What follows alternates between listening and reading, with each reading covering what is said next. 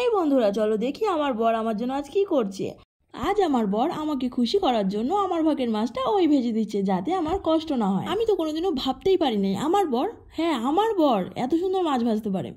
সত্যি আজ দেখে পুরো অবাক হয়ে যাচ্ছি আমি।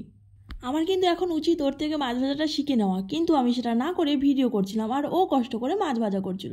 তো যাই হোক, আজকে কিন্তু আমাদের রাত্রের মেনু এই মাছ ভাজাই হবে। রাত্রেবেলাতে এই মাছ ভাজা খেয়েই আমরা শুয়ে পড়েছিলাম। তারপর দিন সকাল সকাল উঠে চলে গেলাম একদম পুরো আম পাড়তে। আরে আরে, আম পাড়তে শুধু আমি একা আসিনি, দেখো পিছনে আমার মা আছে, মামি আছে, বাবা আছে, সবাই মিলে চলে এসেছি আম পাড়তে। ওই যে দেখো দেখো, আমার বড় একটা লম্বা বাঁশ নিয়ে আম গাছের দিকে নিশানা করছে, যদি একটা দুটো আম পড়ে যায়। ও মা, সত্যিই তো পুরো ঝড়ের মতো আম পড়ছে। আর দেখো দেখো, এই আমগুলো একদম জিরো সাইজের।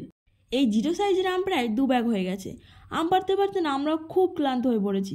আমরা আর বেশি দেরি না করে 2 ব্যাগ আম নিয়ে আমার বরমশাই সোজা সাইকেলে করে চলে যাচ্ছে, আর পিছনে পিছনে যাচ্ছে ভাই আর আমি। আমি তো পুরো সারা রাস্তা ভিডিও করতে করতে করতে গেছি, আর ও তো আস্তে আস্তে আসছে, কারণ ওরও অনেক কষ্ট হয়ে গেছে। তাই আর বাড়ি এসে বেশি দেরি না করে আমরা একটা এনার্জি জুস খেয়ে নিলাম। তো আমি এখানেই শেষ করছি আমার ব্লগ।